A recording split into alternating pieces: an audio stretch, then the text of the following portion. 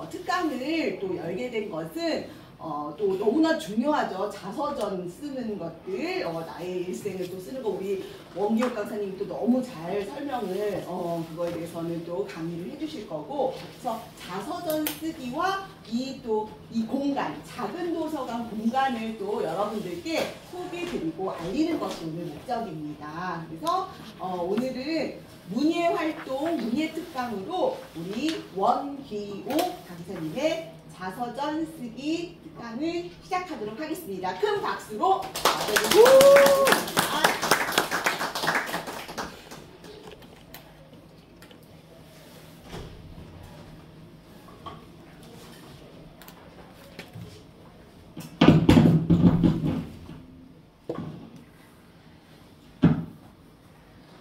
안녕하세요. 반갑습니다. 네, 처음 뵙는 분들이 계셔서 제가 싱거운 소리 한마디 하고 그리고 시작하겠습니다. 전철을 탔는데요. 그 노약자석 있잖아요. 네. 65세 이상이신 분. 65세 이상이신 분. 다주. 네. 근데 저는 이제 65세 물론 이상인데 빨리빨리 이 동작이 늦어가지고 자리가 있길래 앉아가지고 편안하게 있는데 누가 날 자꾸 쳐다봐요. 그래서 아유 나를 저렇게 쳐다보지? 그랬더니 누가 와서 날 툭치더니 거기 임신부 자리래요. 임신부가 있구나. 그렇죠. 다른 지역구나. 예. 그날은 임신부 자리에 앉아가지고 제가 아주 편안하게 있다고 얼마나 진짜 대망신을 당했는데 나 말고 또 망신당하는 사람이 또 있더라고요. 그래가지고 이제 부지런히 노약자석으로 갔는데 어떤 할아버지 옆에 앉고 또 옆에 할아버지가 앉고 그 다음에 제가 가운데 앉았어요. 그랬는데 그 앞에 예쁜 처녀 총각들이 앞에 와서 탁 서더라고요. 그래서 그렇구나. 왔구나 그렇게 생각하고 있었는데 이 처녀 총각들이 좀 가만히 있으면 좋은데 처음에는 손을 잡더니 그 다음에는 어깨를 부딪히더니 그 다음에 볼을 부딪히더니 그 다음에는 끌어안았는지 어떻게 했는지 막 정신을 못 차리게 막 그래요. 그래서 저는 아이고 뭐 그럴 수도 있죠. 그리고 있었는데 내 옆에 있던 할아버지가 계속 졸고 있어요. 그냥 졸고 자고 그러는데 옆에 있던 할아버지는 눈을 똑바로 뜨고 그 사람들을 쳐다보고 있더라고요. 근데 자기네들도 젊었을 때 다 그랬었는데 그거 뭐 그렇게 인색하게 그러나 전 또 그렇게 생각을 했어요. 왜냐하면 말 그대로 문학으로 치유하는 치유사잖아요. 그랬는데 이게 사건이 일어난 거예요. 내 옆에 앉아있던 그 엄숙하게 생긴 할아버지가 소리를 버럭 질렀어요. 근데 계속 전철이 가면서 경춘선이야. 가면서 다 조용한데 소리를 버럭 지르면서 여기가 모텔인 줄 알아! 이러고 소리를 지르니까 옆에서 자던 할아버지가 화를 벌컥 내면서 나야 졸든 말든 자든 말든 네. 재밌습니까? 정말로 세상은 유지경수예요. 제가 가만히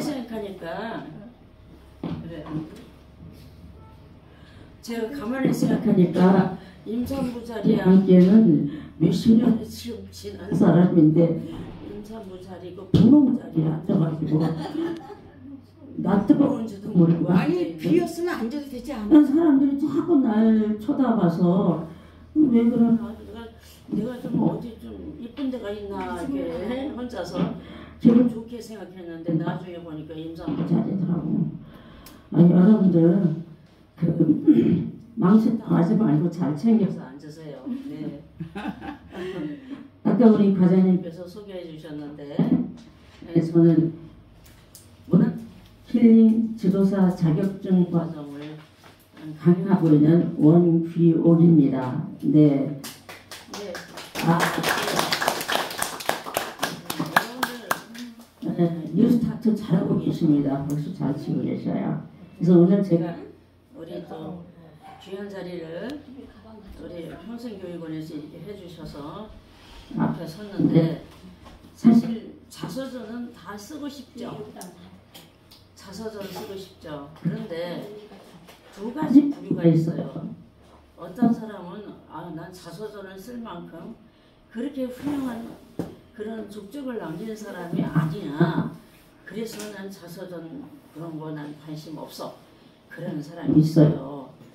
정말 그 홍순명 목사님처럼 목사이면서 6명의 아이들을 입양해서 훌륭하게 키우시고 전직 건축학과 교수이시면서도 겸손하게 이 자리에 오셨습니다. 네, 그런 분들은 자서전을 쓸 많을 것 같으죠? 네, 꼭 쓰셔야 될 것 같습니다. 이 건물도 제가 설계한 건물입니다. 아, 이 건물 제가 홍순명 목사님을 뵙고 건축학과 교수님이라 해서 이 생각이 났어요. 저는 마이크가 대단한데 내리고 좀 내리시고 하시면 다 내리고 나름대로 정말 하나님 뜻대로 키우겠다 이렇게 생각을 하면서 키우면서 뭐라고 제가 글을 썼냐 하면 나는 우리 아이가 흙 만지는 거를 좋아하면 미쟁이를 시킬 거고 나무 만지는 걸 좋아하면 목수를 시킬 거고 우리 아이들이 좋아하는 거 시키겠다 그랬어요. 입이 초사예요. 입이 초사. 어떻게 됐을까요? 예. 그랬는데 물론 이제 우리 딸은 이제 교사가 돼가지고 교직에 있지만은 우리 막내 아들이 그 원주삼육고등학교 아시죠? 원주삼육고등학교 아름그리반에서 그 공부를 아주 잘했어요. 그래가지고 졸업식 때 뭐 어느 지상원 해가지고 프랑카드 막 걸어주고 그랬는데 이것이 엄마의 입초사에 따라서 결과적으로 지금 지가 전공하던 컴퓨터공학과도 다 버리고 모든 걸 다 버리고 더 늦기 전에 내가 하고 싶은 일 할 거야 그래가지고 지금 목수가 되겠다. 목수 되는 학원회를 여름 내내 갔다 왔습니다. 네, 우리 애들 아버지는 세상에 왜 저런 짓을 하느냐고 펄펄 뛰는데 저는 그게 다 내 입 초사를 말이 씨가 되는구나 그걸 느꼈습니다. 예. 그래서 나는 우리 아들이 훌륭한 목수가 되기를 바라면서 홍순명 목사님 뵈니까 너무 반갑습니다. 네. 이제 본론으로 들어가겠습니다. 요즘은 중학교에서도 자서전 쓰기를 해요. 중학교에서도. 예. 자서전 쓰기를 하는데 지금 여기 계신 분들은 연세들이 이제 꽤 이제 연세들이 많으시잖아요. 네, 명지원 교수님은 나는 왜 칭찬 안 해? 그러시네. 명지원 교수님 오늘 예 강의 모든 것 이렇게 저렇게 조율하시고 또 오셨습니다. 오늘 오신 분들 제가 너무 반가워서 출석을 한번 불러보겠습니다. 선생님 저 마이크가요. 자꾸 하울링이 되고 하울링. 안 쓰시면 잘 들려요. 그냥 하세요. 네, 그냥 마이크 없이 잘 잘 들려요. 들려요. 힘들어요. 그 마이크 음이. 하울링 그거 네. 제가 잘 아는데 그냥 하셔도 잘 들려요. 안 하시고 그냥 말씀하셔도 돼요. 잘 들려요. 조그맣게 말씀하시면 기울여서 들으시면 소리를 줄여주세요.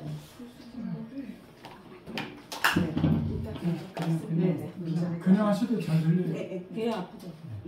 그냥 말씀하셔도 돼요. 이게 우리 강의실이 아니라서 이렇게 낯가림을 해서 제가 참 곤란합니다. 네, 김영옥 선생님. 예. 반갑습니다. 김영애 선생님. 김영애 선생님 안 오셨어요? 노정화 선생님. 네, 노정화 선생님 1등으로 오셨습니다. 유용 선생님. 박진숙 선생님 못 오셨어요. 이애순 선생님, 이영미 선생님 못 오셨어요. 정문숙 선생님도 못 오셨네. 정미애 선생님 지금 잠깐 나갔다가 들어온다고 했습니다. 최학기 선생님, 네 반갑습니다. 네 저는요 이 나이에도 남자분들을 보면 가슴이 설렁설렁해요. 최학기 선생님 정말 잘하셨습니다. 한윤희 선생님, 네 인상이 너무 좋으셔요. 이강화 선생님, 네 대답을 안 하시면 벌써 그치겠습니다. 명지원 교수님, 네 조성희 선생님, 박소연 선생님, 홍순명 목사님, 네 김희찬 선생님, 장숙자 선생님, 네. 김기순 선생님, 네 이렇게 오셨습니다. 네. 저는 안 불렀나? 제가 박수자 선생님. 아, 도장. 네. 이게 뭐가 또 문제야? 안 부르셨대요 한 번. 원희수 선생님. 뒤에 문희숙 선생님, 네 아이고 안 불렀다고 저렇게 눈물을 흘리고 있어요. 참. 할까요? 네, 괜찮아요. 네, 제가 자서전에 대한 아니요. 관심이 되게 많아서 자서전 강의를 오래 했습니다. 오래 했는데도 이렇게 또 이 새로운 분들을 모신다고 생각하니까 굉장히 걱정이 많이 돼가지고 그래서 오늘 이 자리에 오기 전에 요한복음 8장 29절 말씀 무슨 말씀이십니까? 네, 주께서 나와 함께 하신다 그랬죠? 예. 하나님이 기뻐하시는 일을 하기 때문에 나를 절대로 혼자 두지 아니하신다 그런 말씀을 하셔서 네, 그 말씀을 오늘 계속 묵상했습니다. 왜? 여기 옆에 우리 예수님께서 계시니까 예, 제가 실수하지 아니리라고 그렇게 생각을 합니다. 실수해도 괜찮죠? 네. 아이고 진짜 나는 저렇게 최학기 선생님 인상이 좋은 줄 처음 알았어. 예. 자, 제목은 자기를 찾고 상처를 치유하는 나의 자서전 쓰기입니다. 자서전은 자기를 찾는 겁니다. 자기를 찾고 내 마음에 있는 상처를 치유하는 그런 과정이 자서전입니다. 네, 이게 한 번에 확 넘어가서 그냥 엔터 치고 했으면 좋겠는데 이쪽에서 봐서 제가 여러분들에게 이 유인물 드린 거는요 집에 가서 천천히 참고를 하세요. 왜냐면 강의 듣고 나면 반은 졸고 반은 듣고 그러다 보면 집에 가면 하나도 생각이 안 나거든. 그러니까 이거 복습을 하십시오. 네. 네. 챕터 1. 우리는 자기 발견을 위해서 자서전을 쓰고 싶어 합니다. 예. 자서전은 나의 이야기를 쓰는 거예요. 그죠? 예. 그 다음에 챕터 2. 내 인생의 자서전 쓰기입니다. 내 인생입니다. 그 다음에 자서전 쓰기 세부 사항을 말씀드리겠습니다. 챕터 3 윤곽 잡기를 설명해 드리겠습니다. 챕터 4는 자선적 소설은 무엇인지 여기 유인물에 보면 아주 자세하게 제가 다 해놨어요. 이제 안 써도 돼요? 파워포인트에는 간단하게 제가 설명을 하겠습니다. 네.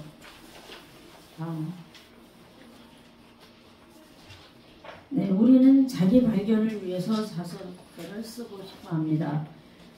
나를 다시 재발견하는 거예요. 자, 거기 보면은 누구의 얘기가 있냐면 누구나 자서전을 쓸 수 있고 더욱이 중년의 위기를 겪고 있는 이들에게 가장 좋은 무슨 치유입니까? 심리치유입니다. 네. 자, 여러분들 마음에 상처 없으신 분 크게 손 들어보세요. 나는 마음에 상처 없어. 모두가 아프지만 나 아파라고 말을 안 하는 세상이 요즘 세상입니다. 네. 그래서 가장 좋은 심리치유 방법이라고 생각하시면 됩니다. 자, 인생의 전반을 관망한 후에 스스로 들여다보면 지나온 삶을 더 깊이 있게 성찰하고 또 지워졌어요. 그러므로 개인의 삶이 기록으로 남고 인도자, 여기서 인도자는 누구를 지칭할까요? 누구를 지칭할까요? 네, 우리 하나님 아버지를 저는 지칭하고 있습니다. 인도자의 역사를 드러내며 후대에는 값진 교훈과 생애 유산으로 새겨져 가정과 그리고 지역사회와 공동체를 비추는 밝은 등불이 되고 싶다는 소망을 품기도 합니다. 네. 여러분 잘 알고 계시는 김범태 기자는 자서전 기억을 넘어 기록이라는 책을 발간했습니다. 그 책에서 본인이 겪은 삶 경험이 누군가에게는 그토록 듣고 싶었던 뜨거운 용기와 격려가 될 수도 있고 묵묵히 역경과 고난을 이겨낼 사연이 인생의 나침반 같은 역할을 할 것이라고 한다. 자, 결국 자서전 쓰기는 글쓰기와 자기 자신을 탐색하는 일입니다. 자신의 삶을 뒤돌아보며 자기를 발견하는 일에 대하여 자신의 책을 만든다는 목표가 있다고 봅니다. 그리고 앞으로 남은 삶에 나에게 보내는 응원과 못다 이룬 꿈을 향한 다짐의 메시지를 띄워봅니다. 네. 자, 여러분들이 가지고 계신 소망, 꿈, 그것들을 이루기 위해서 자서전을 쓰는 겁니다. 네? 예, 마우스도 말을 잘 안 들어요. 네. 삶의 전반적인 주제에 대해 자기서사 기술하는 거입니다. 당신만의 언어가 진실한 이야기를 만듭니다. 자, 여러분들이 잘 알고 계신 미국 퓰리처상 자서전 부문 수상자가 있어요. 자서전 부문의 수상자이기 때문에 제가 여기다가 올려드립니다. 러셀 베이커가 쓴 성장이라는 자서전이 있는데 기대가 되죠. 퓰리처상까지 받을 만한 자서전은 어떤 자서전일까? 네, 그런데 그녀는 화려한 경력을 가진 언론이었으나 자서전을 쓴 이유를 의외로 단순해서 우리가 흔히 부딪히고 있는 문제를 기술했습니다. 세대 간의 간격이라고나 할까? 예, 우리 자녀들과 우리 부모님 세대와의 간격이 있겠죠. 네, 자식들은 부모의 삶을 제대로 알지 못하고 알려고도 하지 않는다. 알려고 했을 때는 이미 늦게 마련이다. 그래서 나는 훗날 자식들이 내 삶을 알고 싶을 때 있도록 내 인생을 기록하여 남기고 싶다라고 했습니다. 굉장히 단순하죠. 네, 기대했던 것보다 굉장히 단순한 그런 자기 소신을 밝혔습니다. 자, 우리가 자서전을 쓸 때 연대기식으로 몇 년 몇월 며칠을 어디서 태어나고 네, 부모님은 누구시고 내 형제는 누구고 이렇게 연대기식으로 태어나서 지금까지의 인생 궤적을 쭉 쓰는 것도 나쁘지는 않아요. 대체적으로 그렇게 많이 쓰죠. 네, 그렇게 많이 씁니다. 그러나 읽는 사람의 흥미를 끌고 그들이 내 이야기를 읽어보고 싶다고 만들려면 아무래도 이야기 주제가 명확한 편이 나을 것입니다. 네. 그 다음에 내 인생의 자서전 쓰기. 자서전 쓰기부터 성공하는 내 인생의 설계를 하자, 이런 타이틀입니다. 네, 여러분들 중에서 내 인생의 설계를 자서전 쓰기부터 해야 되겠다라고 생각하시는 분들 계십니까? 네, 오늘부터 그렇게 생각하시면 되겠습니다. 네. 정말 이야기하고 싶고 털어놓고 싶은 이야기를 선택하시기 바랍니다. 자서전 속에도 내가 하고 싶은 이야기가 있고 이 이야기는 하고 싶지 않은 이야기가 있습니다. 네, 그것을 정말 하고 싶은 이야기, 그 이야기를 선택하시기 바랍니다. 좋은 이야기를 쓰고 싶다면 또 정말 관심 있는 내용에 관해 써야 합니다. 관심이 없는 내용에 가서 쓰려면 억지로 쓰게 되죠.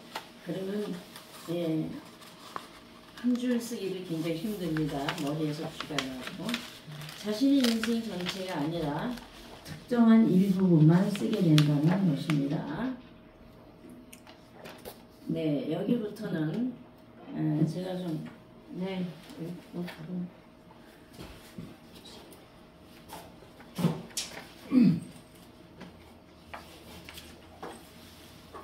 그래서 예, 놀라셔야 돼요. 예. 71급이 되니까 이 마이크를 몇 시간씩 잡으면 목이 말라요. 그래서 농가사탕을 먹고 있습니다. 네, 먼저 자서전 윤곽 적기를 보시면 자료를 먼저 수집을 하셔야 돼요. 자료하면 뭐가 있을까요? 일기, 졸업앨범, 가족사진, 자신이 발표한 글, 진료 기록, 상장과 표창장, 성적표 등과 같은 기록물을 수집하는 겁니다. 네, 그런 그 수집하기가 어려우면 나의 어린 시절에 대해서 잘 아는 우리 어른들, 그런 분들하고 이렇게 해서 하셔도 됩니다. 네, 그 다음에 주제와 소제목을 설정을 해두는 게 좋습니다. 지금 윤곽잡기 하고 있는 거예요. 자신의 이야기가 자서전으로 완성됐다고 가정하고 내 이야기가 벌써 자서전으로 완성이 됐어 라고 생각을 하고 책 제목을 붙여보는 겁니다. 예를 들면 박완서 선생님이 쓴 자전적 소설을 보면 그 어렸을 때부터 이렇게 쭉 자기 자라오면서 자기의 그 생애를 소설로 쓴 건데 제목을 보면 참 생뚱맞다는 생각이 들어요. 그 많던 시간은 누가 다 먹었던가 그래요, 제목이. 네, 우리들은 예를 들면 나의 어머니에 대해서 간절한 마음이 남아있으면 엄마 없는 하늘 아래 뭐 이렇게 쓰고 싶죠, 제목을. 네, 제목을 어떻게 쓰는 건 다 여러분들의 자유입니다. 살아온 삶을 시대별, 주제별로 나누고 시기마다 이름을 붙여보는 것도 좋습니다. 제가 국민학교 다닐 때는 그때 5.16 혁명이 일어나서 박정희 대통령이 그때 5.16이 일어났을 때 박정희 대통령이 처음부터 대통령 안 하셨죠? 뭐 하셨죠? 교의자. 네? 군인. 국회의원? 군인. 네. 그때 제가 기억이 나는 게 제가 춘천국민학교를 다녔는데 춘천국민학교 굉장히 커요. 근데 월요일날 조회를 할 때 앞에 나와서 선창하면서 하면 제가 그때도 키가 별로 크진 않았어요. 네, 앞에 나와서 선창 국민교육헌장 네, 따라해보세요. 우리는 민족 중에 역사적 사명을 띠고 이 땅에 태어났다 뭐 이렇게 하면 다 따라해요. 네, 그런 것들이 여러분들이 옆에다가 자서전 옆에다가 이렇게 메모를 해놓으시면 나중에 볼 때 그것도 하나의 역사가 될 것입니다. 그 다음에 그게 바로 책으로 따지면 목차를 붙이는 것과 같습니다. 목차. 각 장여 사건의 개요 등 간략한 정보를 써놓습니다. 자, 홍순명 목사님 정직하게 얘기하세요. 집을 지을 때 설계도 필요해요? 안 해요? 설계도. 설계도 없으면 잘 못 짓죠. 집을 짓는데도 설계도가 필요하듯 마인드맵 기법을 활용하면 언제든지 더하거나 삭제할 수 있고 또 이 내용은 내가 참 중요해. 이건 꼭 넣어야 돼. 그래서 중요한 사건과 주제, 플롯, 구성 등을 미리 한 장에 그려놓고 가감할 수 있습니다. 보드펜 좀 찾아주세요. 보드펜 저 뒤에 있습니다. 네.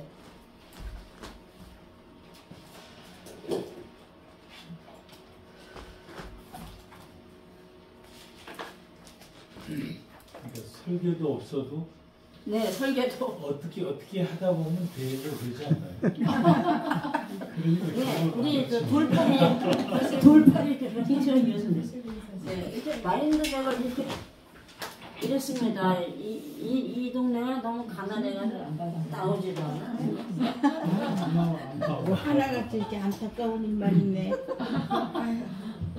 여기 과장님 안 계시니까 내가 하는 말이지만 맨날 안 나와? 근데 안 나와요? 아이고. 이렇게 털어보세요.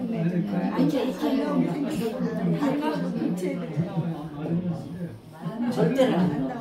아유, 네. 이렇게 예를 들면 마인드맵 동그라미를 크게 그려놓고 집을 질 거야. 우리 집을 질 거야. 우리 집을 그리려면 이거 안 나오기만 해봐. 집을 질 거예요. 제일 먼저 필요한 게 뭐예요? 나무. 네? 설계도. 설계도.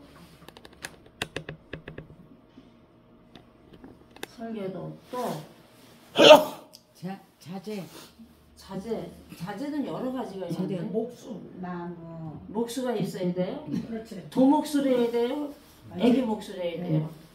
대목수. 대목수. 그쵸, 돈 있어요. 목사님 죄송해요. 대목수라 그래요? 도목수라 그래요? 대목, 소목 그렇게 합니다. 대목, 소목. 대목은 이제 큰 골조를 짓는 거고요. 대목. 소목은 인테리어 이렇게 하는 거죠. 예. 우리 아들은 대목수 얘기 틀렸어. 걔는 인테리어 하는 걸 좋아하는데. 근데 이렇게 해가지고 집을 지는데 필요한 걸 다 여기다 그리면 되잖아. 이렇게 쓰고 나서 자다가 백연일 송사에서 여보 그럼 내 집 지는데 거기 우리 또 뭐가 필요하지? 물어보면 남편이 있다가 거기에는 뭐가 있어야 돼? 또 뭐가 있어야 돼? 집 짓는데 집을 지어보질 않았으니까 모르잖아. 자재가 있어요. 안도 있어야 되고 연장. 네? 흙이나 덜. 연장. 요새 흙집 짓는 집이 어딨어? 세멘트. 네. 이렇게 등등등등 이렇게 세멘트. 뭐 세멘 시멘트. 시멘트 뭐 잘못하면 또 철골 구조요. 일본 말이 나오니까 이렇게 해가지고 이렇게 쓰다 보면 오늘 저녁에는 이렇게 했다가 밤에 자면서 남편하고 이제 설레서 집 지려고 그러다 보면 거기 뭐 있어야 돼 2층을 지려면 슬라브도 올려야 돼 뭐 이렇게 해서 하나씩 이렇게 그렇게 하면 어떨까요? 네. 맞아요. 저는요 그때 잘 활용을 해요. 목수님이 계시면 목수로 활용을 하고 그래서 집을 짓는데도 설계도가 필요하던 마인드맵 기법을 여러분들 활용하면 좋습니다. 뭐 할 때? 자서전 쓸 때. 네. 그래서 그다음에 절정의 경험이 있을 거 아니에요. 쓰다 보면 내 인생에서 최고의 순간은 언제였는가를 기술한다. 네. 내 인생에서 최고의 잘 나갈 때 순간은 언제였습니까? 발표하실 분 계세요? 내 인생에서 최고의 순간.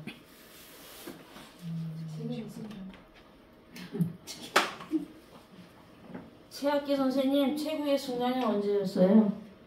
저는 공직에서 근무했습니다. 그런데 남들이 제일 선한 세종로 1번지 하면서 일단 청와대죠. 중계방송 해주세요. 누가 큰 소리. 세종로 1번지 응, 청와대 응. 거기서 근무했습니다. 청와대 가보셨어요? 거기서 근무했습니다. 근무하셨대요. 아, 근무하셨다고요? 네. 오, 박수 쳐드리세요. 거기를 두 정상을 갖다가 아, 모셨기 때문에 거기에 그렇구나. 거기서 뭐 한 하셨어요? 분당 저는 최근접에서 경호를 했습니다. 경호원 최근접 경호원이신가 봐요. 수행이라죠, 수행. 수행비서 어느 네. 저는 전두환 대통령 있을 때 하고 요즘 또뭐 지금 저렇게 작업복을 입고 오셔서 그렇지 그때는 얼마나 멋있었을까. 네. 최고의 순간은 언제였는가를 우리가 기술할 필요가 있습니다. 그 다음에 카타르시스를 위해서 과거의 고통스러운 기억을 재떠오르게 할 일이 있을 수 있겠지만 거기서 머물지 말고 그 다음부터 중요해요. 긍정적인 에너지로 회복으로 가는 길을 찾는 겁니다. 네, 회복으로 가는 길을 찾으시기 바랍니다. 우리의 생리적인 카타르시스도 중요하잖아요. 배설 안 하고 변비 많이 생기면요, 저처럼 이렇게 얼굴이 뽀사지 않아요. 예, 배설을 잘해야 돼, 그죠? 뭘 잘해야 돼? 세 가지. 먹고 자고 싸고 잘해야 되는데 배설이 안 되면은 굉장히 힘들어요. 그런데 고백할 건 저 오늘도 그거 먹고 왔어요. 그거 뭐지? 그거 뭐야? 변비약 먹고 왔다고. 네, 그래서 우리가 카타르시스를 위해서 배설해야 돼. 이 가슴 속에 그냥 그 뱀이 또아리 틀듯이 들어있는 그런 상처들 있잖아요. 아픔들. 기억하고 싶지 않은 거 카타르시스 배설시키기 위해서 우리는 그것을 긍정적인 에너지로 회복으로 가는 길을 찾으셔야 됩니다. 누가 도와주실 수 있을까요? 누가 도와주실 수 있어요? 예수님. 하나님께서 도와주시겠지. 아버지. 예. 네, 침체의 경험도 있었을 거 아니에요. 우리 살아오면서. 자, 이 어린아이가 이렇게 앉아있는 모습이 행복해 보여요? 슬퍼 보여요? 괴로워 보여요? 겁나게 즐거워 보여요. 겁나게 슬퍼 보인대요. 네. 내 인생에서 가장 힘들었을 때를 기록하는 겁니다. 자, 내 인생에서 가장 힘들었을 때 누가 발표하실 분? 내가 가장 힘들었을 때. 네. 가장 힘들었을 때 언제입니까? 저 뒤에 있어. 네. 언제였어요? 네, 제가 대신 해드릴까요? 김희찬 선생님. 제가 뭐를 해요? 맨날 좋았지. 네. 엄마가 보고 싶었을 때가 네. 제일 기억이 남는. 아버지 일찍 돌아가시고 네. 엄마가 재혼을 하셔서 네. 재혼을 엄마 하셔서 집에 가면은 새아빠가 있어서 그 거기에서 가장 가슴 아픈 건 가슴 엄마가 딸이 오니까 또 왔어 그러면서 밥 먹고 가 그러면서 밥을 퍼줬는데 위에 고구마를 이렇게 얹어서 밥을 퍼줬어요.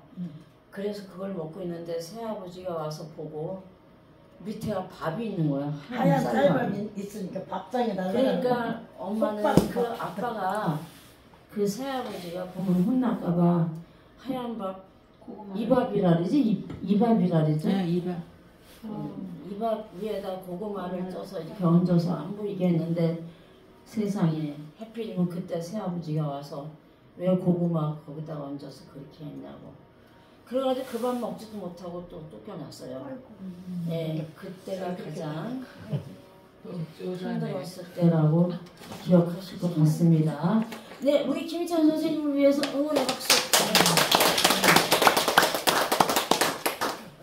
네, 우리에게 어떤 사건이나 상황에는 긍정적인 면과 부정적인 면이 공존을 하게 되어 있습니다. 과거 사건에 엮이는적이고 부정적인 영향력을 감소시키고 긍정적인 영향력을 치유로 극대화하기도 합니다. 치유로. 네. 장단점이 올 수 있죠. 살아오면서. 자, 제일 중요한 건 내가 나 자신을 이해해 줘야 됩니다. 나 자신을. 나의 실수, 나의 부족함, 그런 거를 나는 왜 그래? 왜 난 바보같이 또 그랬어? 이러지 말고 나를 이해해 줘야 돼요.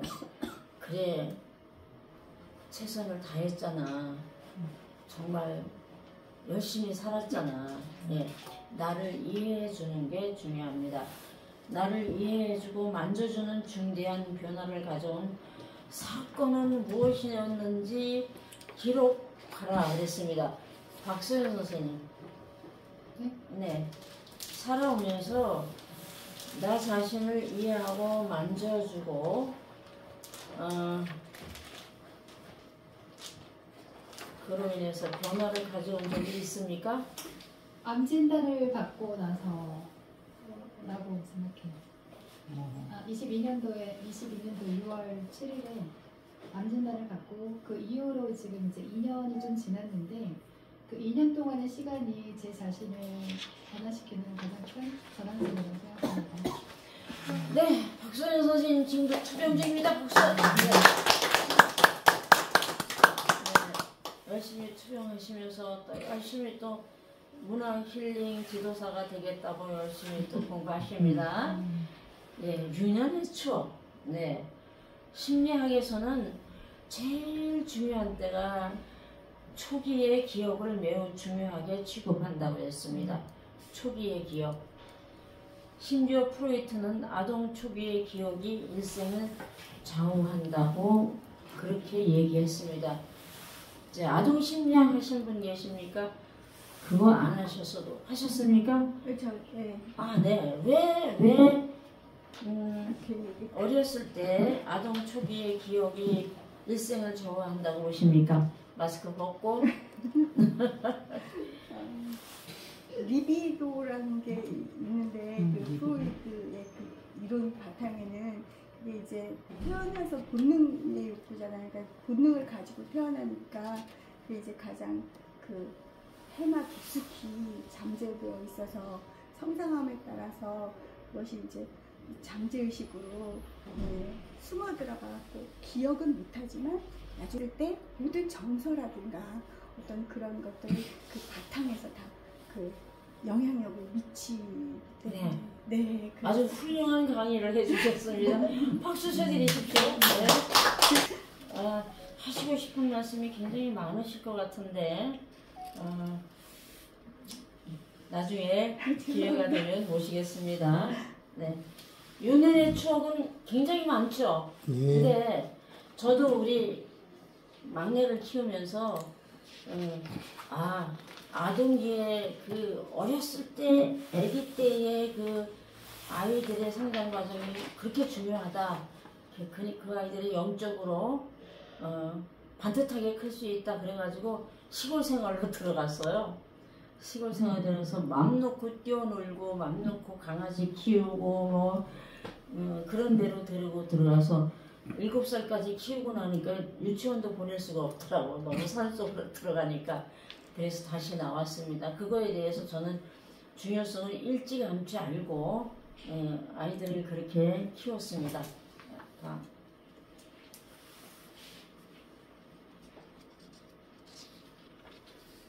네, 아동기 기억의 중요함 한 번 더 강조합니다. 아동기에 관련 기억은 무엇인가? 그 기억이 지금의 나와 어떻게 연결되고 있는가? 예, 아동기의 기억이 참 중요합니다. 여기에서 저는 잠깐 학교 폭력에 대해서 여러분들과 함께 이야기하고 싶습니다.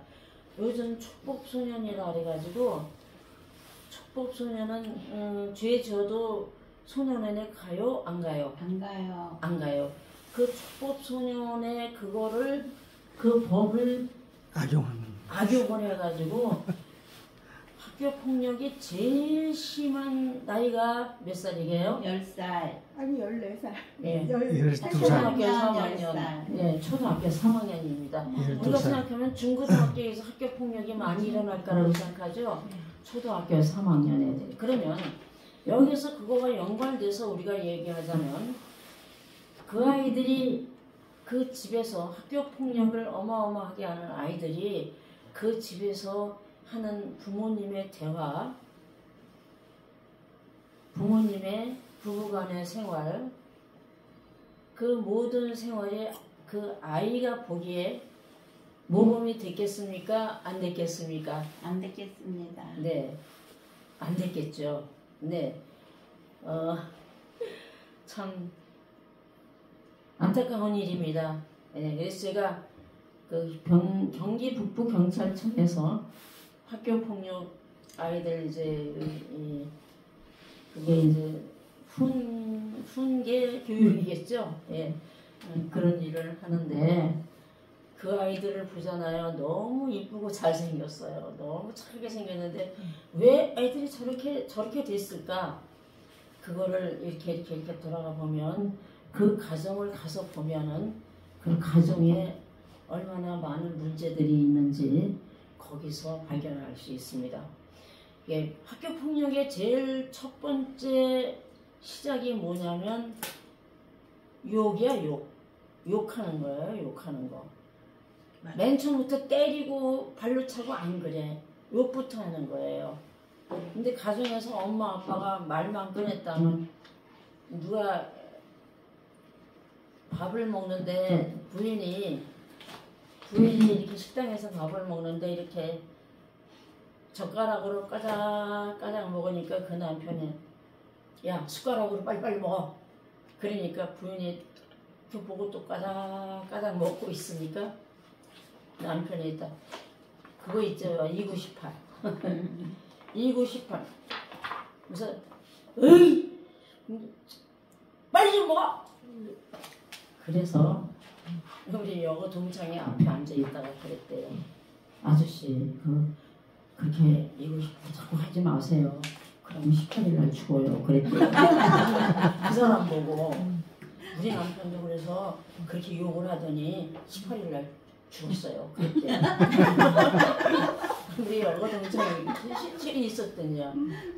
그럼 어이 씨발 빨리빨리 막 이러고 소리를 지르니까 식당에서 그러니까 그 여자는 부인은 하도 욕을 먹으니까 욕을 해도 꿈쩍도 안 하고 그냥 젓가락으로 이렇게 먹고 있는데 그랬대요. 친구가 18일날 죽을 테니까 그러니까 나중에 사과를 하더래요. 우리 친구한테 죄송합니다. 그러니까 그 사람 고쳤을까요? 안 고쳤을까요? 고쳤을 것 같아요. 예. 자, 그 다음에 청소년기로 넘어가겠습니다. 연애하기 딱 좋은 시절입니다. 자, 저기 계신 명지원 교수님. 예. 연애 결혼했습니까? 중매 결혼했습니까? 네, 중매했어요? 네. 세상에 이렇게 슬픈 일. 연애 결혼하신 분 손 들어보세요. 연애 결혼. 솔직히 손 들어요. 네. 네, 박수 교수님. 여기 홍 목사님과 제가 동서지간입니다. 동서지간에서요? 그러니까 거짓말도 못하고 연애 결혼을 하려면 저처럼 하셔야 돼요. 저는 춘천국민학교 다녔는데 저는 4학년이고 우리 남편은 춘천국민학교 6학년이었어요. 근데 제가 어려서부터 이제 일기를 썼는데 그 일기장에 연필로다가 석구 오빠 그런 게 계속 나옵니다. 초등학교 4학년 때부터 연애를 해가지고 지금 53년을 살고 있습니다. 박수 쳐주세요.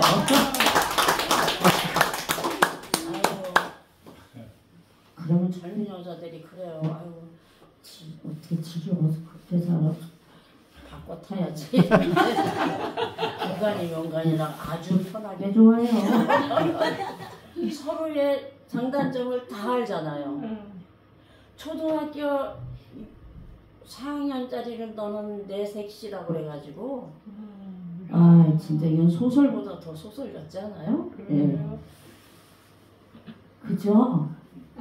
한 가지 억울한 게 있으면 선을 못 봐보고 죽었다는 거. 아, 여태까지 살았다는 거. 아 중매는 됐지. 내가 이제 학교 교사로 있을 때, 지금 늙어서 이랬지만은 그 교사로 있을 때 20대는 꽤 그래도 귀여웠어요. 귀여워가지고 이제 교장 선생님 통해서 원경 선생님 중신전 해달라고 막 이렇게 연락이 왔는데 선도 못 받았어요 여태까지. 인데서 선 보자니 좀 너무 늦은 것 같고 그래서 이제 포기하고 그냥 해바라기 해 따라가지고 그냥 살고 있습니다. 이런 소리를 듣고도 제 박주선 안 쳐줘주고. 결혼식은 언제 올렸습니까? 네? 결혼식. 결혼식 했어요. 몇 살에? 언제 했냐고. 몇 살 때 했냐고. 지금 우리 딸이 53살이니까 53년 전에 했지. 그동안에 우리 남편이 월남도 갔다 오고 뭐 그럴 동안에 제가 고무신을 거꾸로 안 신고 기다렸지. 고무신 거꾸로 신을까봐 탈령도 했을 때는데. 예, 뭐 월남에서? 재밌는 얘기는 엄청 많지만 괜히 그런 얘기 자꾸 하면 우리 남편 귀에 들어가면 슬퍼할까봐. 네. 자, 청소년기의 기억의 중요성. 청소년기는 개인적인 서사의 발달 과정으로 볼 때 사상적 틀과 플롯이 결정되는 시기다. 청소년기의 경험과 기억이 현재 나와 어떤 연관이 있는가? 이건 각자의 청소년기의 기억을 퍼올리시기 바랍니다. 네, 성인이 되었어요. 성인의 기억의 중요성. 20대 이후의 중요한 기억은 이야기 발달 단계로 볼 때 개인의 신화를 만들어가는 시기입니다. 20대, 네. 개인의 신화를 만들어가는 시기예요. 말보다는 플롯이라는 서사적 개념은 전자가 이미 과거에 결정되어 바꾸기 어려운 인상을 주는 반면에 후자는 언제든지 작가가 반전시킬 수 있는 융통성을 지니고 있다. 예. 성인기에는 자서전을 쓰면서 성인기에 있었던 그러한 체험적인 이야기들을 융통성 있게 써라 이거예요. 예를 들면 죄송해요. 우리 명정 교수님 한 번만 더 써먹을게요. 네.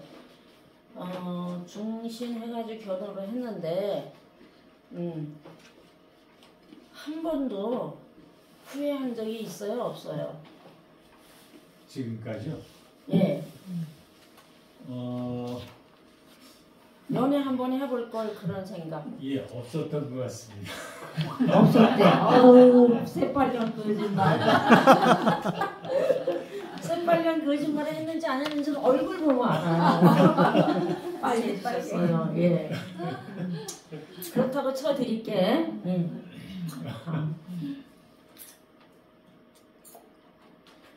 자서전 윤곽잡기입니다. 자서전 역시 서사이기 때문에 서사 이야기입니다. 나의 이야기죠. 예. 서사이기 때문에 이야기가 지니는 세 가지 요소가 들어있어야 됩니다. 즉, 다 같이 읽어주세요. 즉, 시작.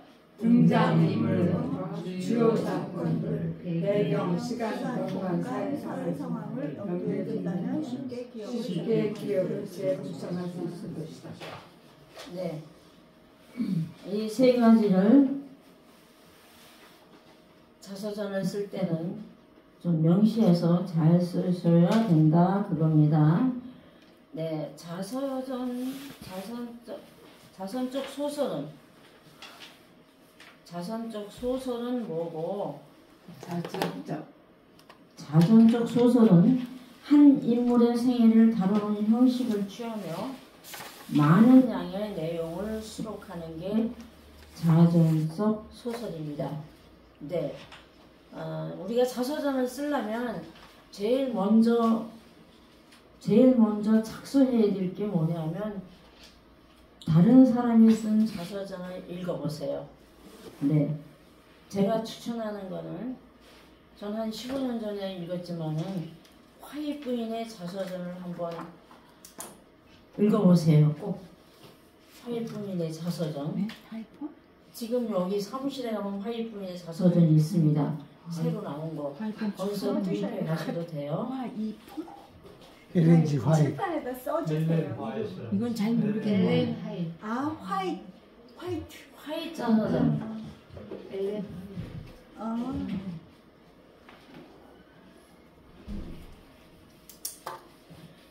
남의 자서전을 읽어보고 자서전 쓰기를 시작하시는 게 좋습니다.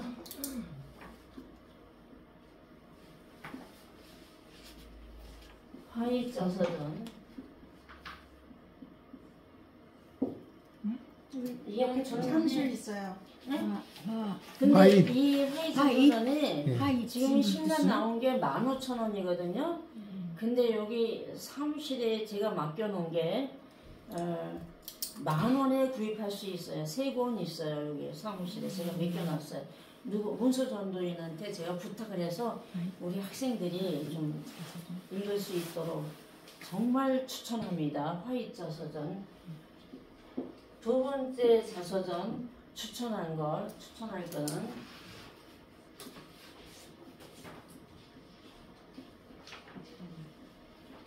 프랭클린?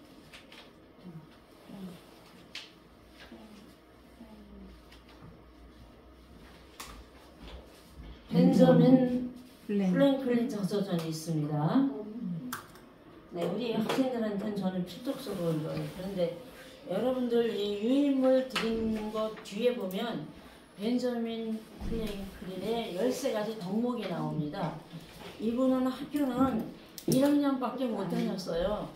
초등학교 1학년 다니다가 너무너무 가정이 어려워가지고 못 다니고 개인적으로 이제 어디서 공부하고 그렇게 했는데 지금 미국의 $100짜리 그 카페 있잖아요. 거기 보면 이분 얼굴이 있습니다. 네. 그분 자서전을 보면은 그 자기가 어려서부터 얼마나 노력을 했냐 하면 이렇게 직장에 다니면서 친구들하고 밥을 먹을 때 같이 가서 안 먹었어요. 왜 안 먹었냐면 시간이 많이 걸릴까봐. 그래서 간단하게 그분은 보면 채식을 했어. 그래가지고 그 간단하게 뭐 이제 빵이나 우유나 이런 거만 간단하게 넣고 얼른 먹고 뭐를 했을까요? 공부를 했어요. 책을 봤어요. 책을 엄청나게 독서를 해서 그분은 미국의 정치, 과학, 좀 여러 가지 분야의 건국의 아버지라고 불리는 그런 분이에요. 그러면 그분이 어떻게 그렇게까지 성공을 했느냐, 그분의 자서전을 읽어보실 필요가 있습니다. 네. 근데 그분은 13가지 덕목을 써놓고 13가지 덕목 한번 유인물 한번 찾아보세요. 13가지 덕목 뒤에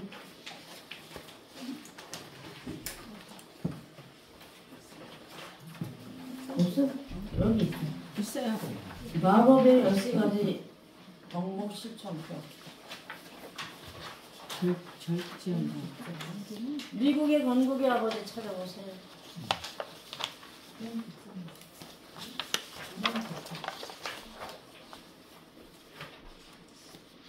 네, 미국의 건국의 아버지 중 한 명이자 미국의 초대 정치인 중 한 명인 벤저민 프랭클린 자서전에 실린 용어 유아 백달러 집회의 모델입니다.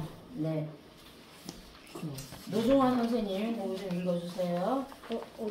저기 오래 살기를 바라기보다 거기부터 읽을까요? 네. 잘 살기를 바라라. 자신과 아무 상관없는 싸움을 부채질하는 사람은 자신의 얼굴 글도 휘더라도 불평할 자격이 없다. 실수는 곧 회복할 수 있을지 몰라도 말 실수는 결코 만회할 수 없다. 비난하거나 불평하는 것은 어떤 바보라도 할 수 있고 대다수 바보가 그렇게 한다. 인생의 비극은 우리가 너무 늙고 너무 늦게 현명해진다는 것이다. 순간의 안전을 얻기 위해 근본적인 자유를 포기하는 자는 자유도 안전도 보장받을 자격이 없다. 생선과 손님은 3일이 지나면 냄새를 숨긴다. 젊은 날의 벤저민 프랭클린 역시 완벽하지 못했다. 모자란 부분이 많았고 그로 인해 인생과 시간을 낭비하고 있다는 자괴감에 빠지기도 했다. 스스로 자신의 나쁜 습관을 고치기 위해 꼭 지키고 싶은 13가지 덕목표를 만들고 그 덕목을 매일같이 지켜나가고자 하였다. 다음은 그가 만들어둔 13가지 덕목표. 네, 이렇게 훌륭하신 분도 젊은 날에는 완벽하지 못했습니다. 모자란 부분이 많았고 그로 인해 자괴감도 들고 후회도 하고 그래서 그는 스스로 자신의 나쁜 습관을 고치기 위해서 마법의 13가지 덕목을 해놓고 평생 이것을 지켰습니다. 1번 절제, 배부르도록 먹지 말라, 취하도록 마시지 말라. 2번 과묵, 자신이나 남에게 유익하지 않은 말은 하지 말라, 쓸데없는 말은 피하라. 3번 질서, 모든 물건을 제자리에 정돈하라. 모든 일은 시간을 정해놓고 하라. 별당, 해야 할 일은 하기로 결심하라. 결심한 것은 꼭 이행하라. 검소, 자신과 다른 이들에게 유익한 일 외에는 돈을 쓰지 말라. 근면, 시간을 허비하지 말라. 언제나 유용한 일을 하라. 안 해도 될 행동은 끊어버려라. 진실, 남을 의도적으로 소리를 하지 말고 순수하고 정당하게 생각하라. 말과 행동이 일치하게 해라. 8번 정의, 남에게 피해를 주거나 응당 돌아갈 이익을 주지 않거나 하지 말라. 정용, 극단을 피하라. 상대방이 나쁘다고 생각되더라도 홧김에 상처를 주는 일을 삼가라. 10번 청결, 몸과 의복, 습관상의 모든 것을 불결하게 하지 말라. 침착, 사소한 일이나 일상적인 일, 불가피한 일이 흔들리지 말라. 순결, 건강이나 자손 때문이 아니라면 과도한 성관계를 피하라. 자신과 다른 이의 평화와 평판에 해가 되어서는 안 된다. 13번 겸손, 예수와 소크라테스를 본받아라. 이렇게 있습니다. 그 뒷장을 보면은 이분이 어떻게 자기 자신과의 싸움에서 이길 수 있었는지 마법의 13가지 덕목 실천표가 있습니다. 월, 화, 수, 목, 금, 토, 일 이렇게 해놓고 일, 절제, 이, 과목, 질서 이렇게 그대로 실천을 했습니다. 예, 이분이. 그래서 건국의 아버지로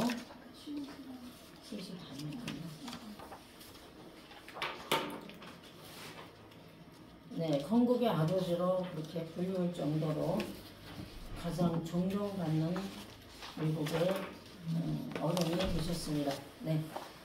자전적 소설은 자서전적 소설은 작가가 자기의 생애나 생활 체험을 소재로 하여 쓴 소설입니다. 소재를 있는 그대로 표현하지 않고 작가의 의대대로 꾸며서 기술하며 3인칭을 사용하셔도 무방합니다. 자서전은 개인의 일생에 대하여 평론을 곁들여 적은 전기로 볼 수 있습니다. 요약하자면 자전적 소설은 작가의 실제 이야기를 소설로 재구성한 것이며 자신의 생애나 경험을 산문 형식으로 표현한 것이다.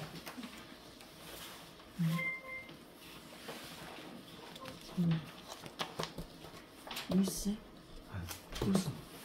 자, 회고록과 자서전의 차이점. 회고록과 자서전의 차이점을 보면 회고록이나 자서전은 본인이 주로 쓰지만 누가 대신 써주기도 합니다. 대필 작가라고 그러죠. 대필 작가. 자서전은 좀 더 개인적인 성장과 경험과 성장 과정과 삶을 기록하는 거고요. 회고록은 특정 시점에 발생했던 사건의 내막이나 진상을 드러냅니다. 당시 누가 어떤 행동과 말을 했는지 그 과정을 더 담게 되는 게 회고록입니다. 제가 여러분들이 위해서 이렇게 준비해 놓은 게 있습니다. 한번 보시기 바랍니다. 네, 거기에 보면 마지막 조선시대 여인 김두옥 권사 회고록 이렇게 썼습니다. 그런데 그 원두옥입니다. 제 친언니예요. 친언니인데 미국은 결혼하면은 남편 성을 따르잖아요. 그래서 김두옥이라고 했습니다. 제목을 어떻게 했냐면 왜 마지막 조선시대 여인이라고 했냐면 이분은 우리 언니지만 정말 여자의 일생을 그렇게 아프게 살아오신 분입니다. 그래서 이조 여인같이 마지막 이조 여인같이 살았다. 그래서 제목은 제가 마지막 조선시대 여인 김두옥 권사 회고록 그랬습니다. 세풍의 구분홀이 감사를 노래하다. 예.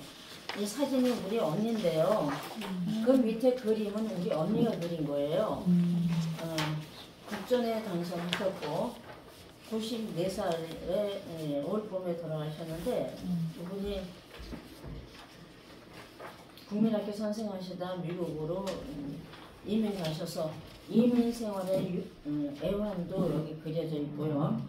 여기 사진에 보면 그 병석에 누워 계신데 그렇게 94살이 4살이 되도록 찬양대까지 하고 막 그렇게 열심히 그림을 그리고 이렇게 열심히 사셨는데 밥을 먹다가 이렇게 숟가락을 이렇게 떨어지셨는데 그게 그 뒤로 사람도 못 알아보고 아무 말씀도 못 하시고 2년 반을 이렇게 병석에 누운 사진이에요.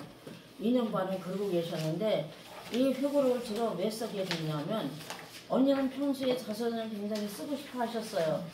근데 다른 사람 거는 제가 대피를 하면서도 언니니까 이제 천천히 써줘도 되겠지. 예, 그렇게 생각을 했어요. 했는데 어느 날 아침에 미국에서 연락이 왔어요. 엄마가 곧 운영하시다고. 그 소리를 듣고 나니까 큰일 났다. 그래가지고 아침, 점심 진짜 물도 못 먹고 앉아서 이게 오전 중에 쓴 이게 이겁니다. 이게.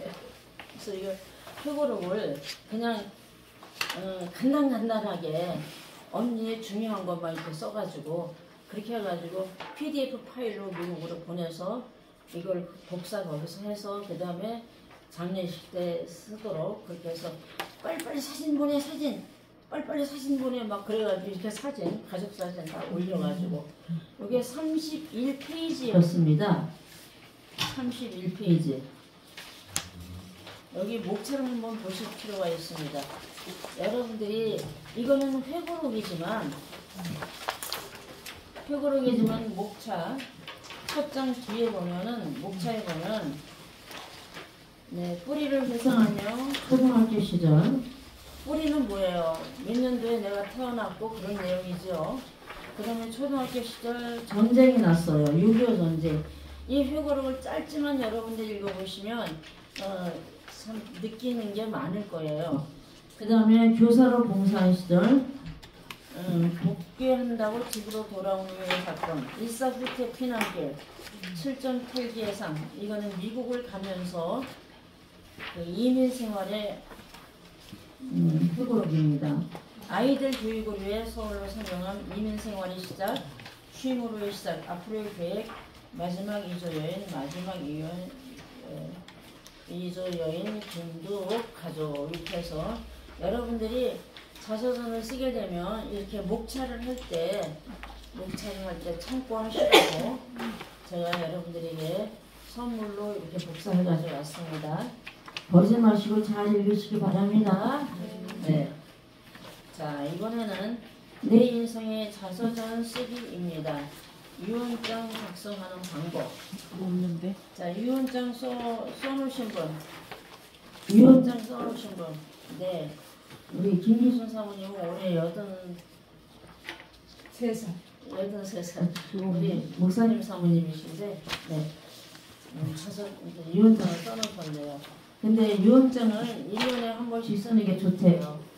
예. 왜냐하면 그동안에 다른 사연이 있었고 다른 사연이 있었고 그래서 여러분들이 다 알고 있는 내용이지만 한번 빨리빨리 넘어가겠습니다. 유언장 작성하는 방법은 여러 가지가 있다. 크게 자필증서 유언, 공정증서 유언, 비밀증서 유언, 녹음 유언, 부수증서 유언 5가지 방법이 있는데 효력과 요구사항이 다 따라가게 되어 있습니다. 자필증서 유언은 유언자가 자신의 손으로 써야 돼요. 그 다음에 가장 흔히 사용되는 방법 중 하나는 별도의 공증이 필요하지만 뭐가 자필증서로 쓰는 거 중요한 요건은 꼭 빼놓지 말아야 될 거 1. 다 같이 읽어주세요. 1. 유언 내용 전체를 시작. 유언 내용 전체를 유언자의 손으로 직접 써야 합니다. 2. 작성 날짜를 반드시 기록해야 합니다. 3. 유언자의 서명을 써야 합니다. 이 방식은 간단하고 비용이 들지 않지만 작성자가 내용을 수정하거나 유언장에 분실된 우연이 있습니다. 끝났어요? 그건 없네요. 나에게 쓰는 유언장. 나에게 쓰는 유언장. 지금부터는 자기에 해당되는 이야기라고 생각하세요. 내가 조성혜 선생님 일주일 후에 이 세상의 마지막 날이 된다면 자신에게 남기고 싶은 말이 뭐 있습니까? 내 자신에게 남기고 싶은 난 일주일 있으면 나는 이 땅에 없어. 그러면 뭐라고 남기고 싶어요? 나의 유언장을 남기고 싶습니다. 나에게 예. 나에게 하고 싶은 말이요. 예.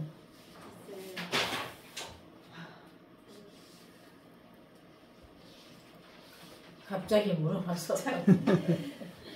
예. 나에게 하고 싶은 말이라면 한윤희 선생님. 네. 한윤희 선생님. 네. 나에게 무슨 말을 남기고 싶어요? 수고했다. 열심히 잘 살았다. 그것이. 네, 박수 쳐드리려고. 나의 사랑하는 가족에게 하고 싶은 말. 누가? 나의 사랑하는 가족에게. 제가 자서전을 쓰려고 보니까 저기 유산을 남겨줄 게 한 푼도 없는 거야. 그 생각이 제일 먼저 나지 않아요? 네.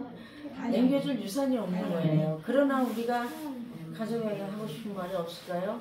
정말 우리는 최선을 다해서 가족을 사랑했고 그 다음에 가족을 위해서 헌신적으로 살았고 그래서 부끄럽지 않은 삶을 사는 나 자신에 대해서 아이들한테 얘기해주고 싶습니다. 네.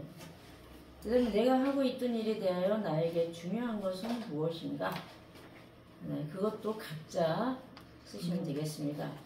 나의 지금까지 인생은 어떠하였는가? 나의 지금까지 인생은 어떠하였을까요?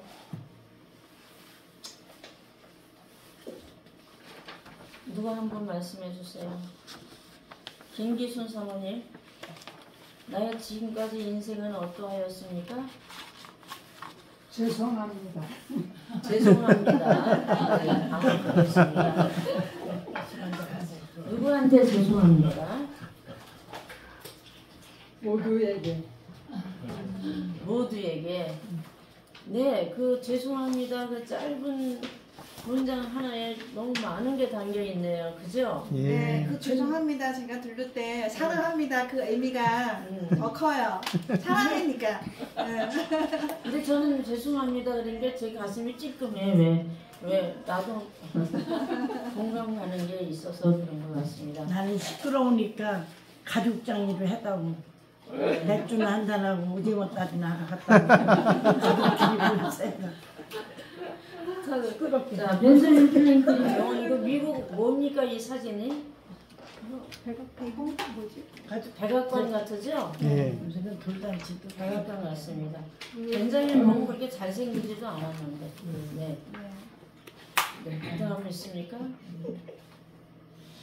자서전 쓰기 특강. 감사합니다. 이것으로 마치겠습니다. 선생님에 주셔서 감사하고요. 여러분들이 이 유인물을 활용하셔서 정말 자서전을 쓰시고요. 내 자서전을 쓰는 것도 중요하지만 나의 부모님의 자서전을 쓰는 것도 중요합니다. 네. 그래서 우리 여기 문화힐링 지도사 자격증 과정에서는 한 학기 동안에 각자 한 사람의 자서전을 완성하도록 계속 진도를 나가고 있습니다. 네. 질문 있으십니까? 네. 네. 교수님 너무 어려운 질문은 하지 마시고. 네, 제가 늘 자서전 쓰는 게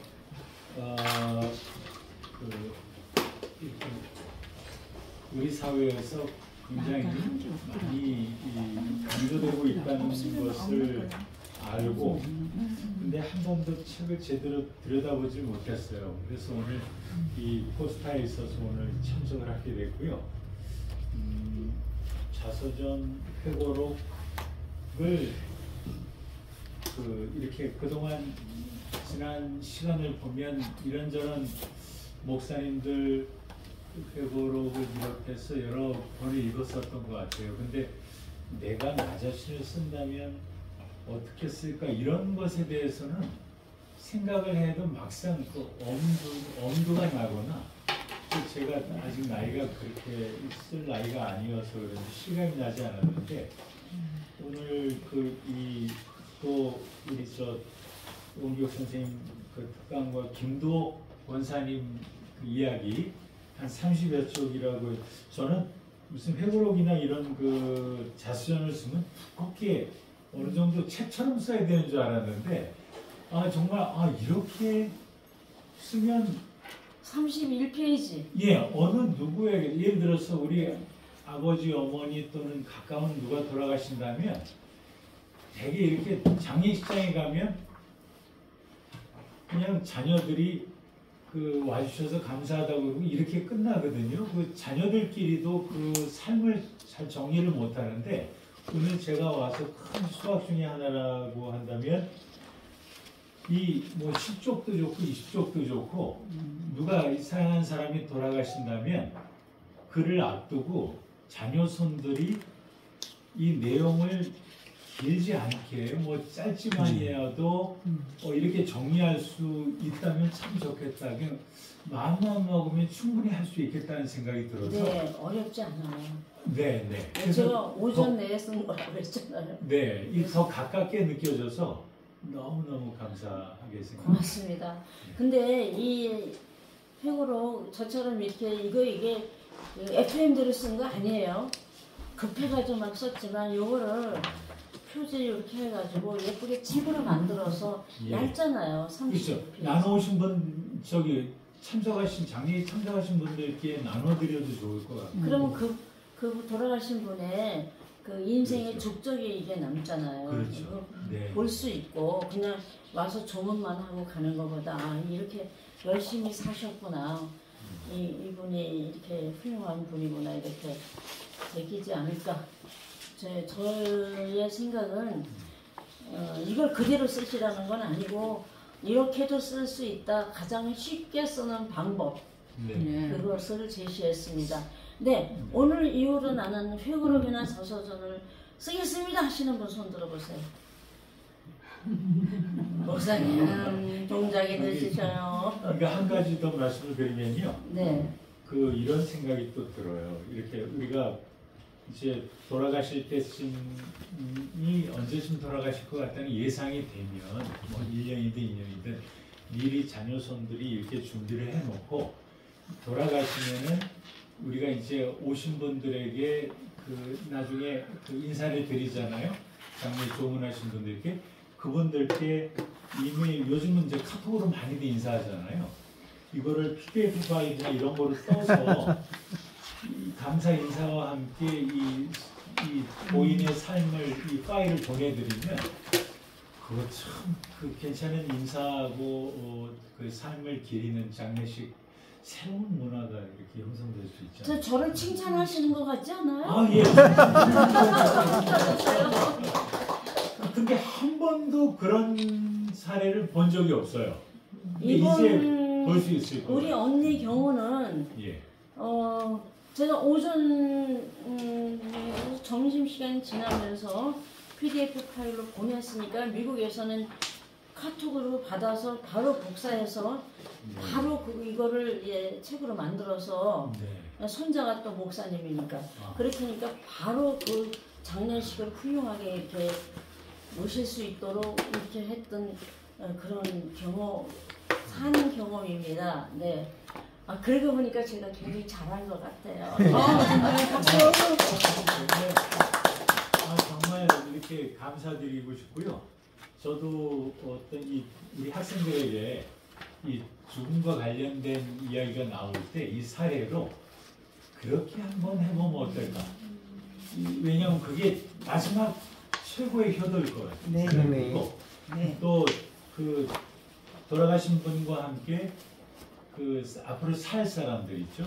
그 세대들에게도 세대와 세대를 죽음으로써 끝나는 게 아니고 연결하는 그와 같은 최고의 교육이 될 것 같은 생각이 들어서 그렇게 전하도록 선생님 이 사례를 좀 제가 잘 전하도록 하겠습니다.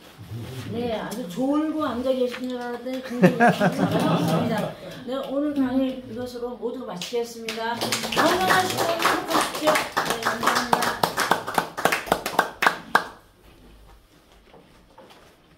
네, 선생님 감사합니다.